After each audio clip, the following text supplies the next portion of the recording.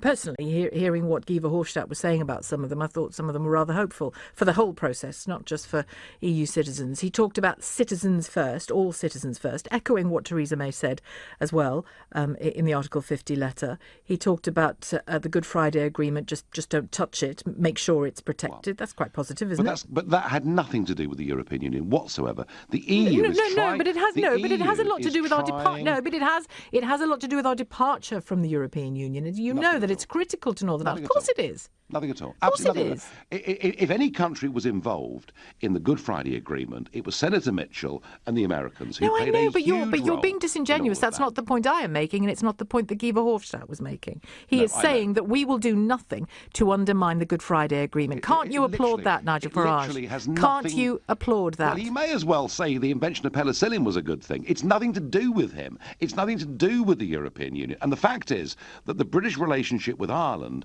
is now the best it's been for 100 years. We've got great relationships with the Republic, and they are not part of the Schengen zone. So there is no reason to think that yes, but they are part of the EU, Nigel Farage. Yes, they are, and but hence, they're also... But that is... I just think it's a bit poor of you not to be able to applaud even that. The precious and very fragile peace in Northern Ireland. So you know that question of the border has brought it into question, and you won't even applaud Guy Verhofstadt saying we won't touch it.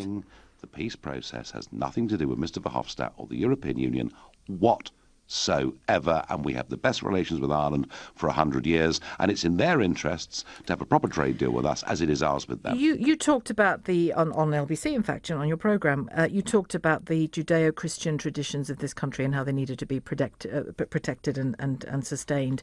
Do you practice Christianity yourself? That's irrelevant. I was just curious. No, I made the point last night very strongly that I'm not preaching the doctrine of Christianity, but I am preaching Christian values in a Christian country where the monarch is the head of our church and defender of the faith. And I think it's very important that we do that. And do you believe that, because I'll be honest with you, Nigel, colleague to colleague, I don't believe that you represent our country well when you leave these shores. Do you believe that you do? Well, I've helped get us out of the European Union. That's good enough for me. That's it?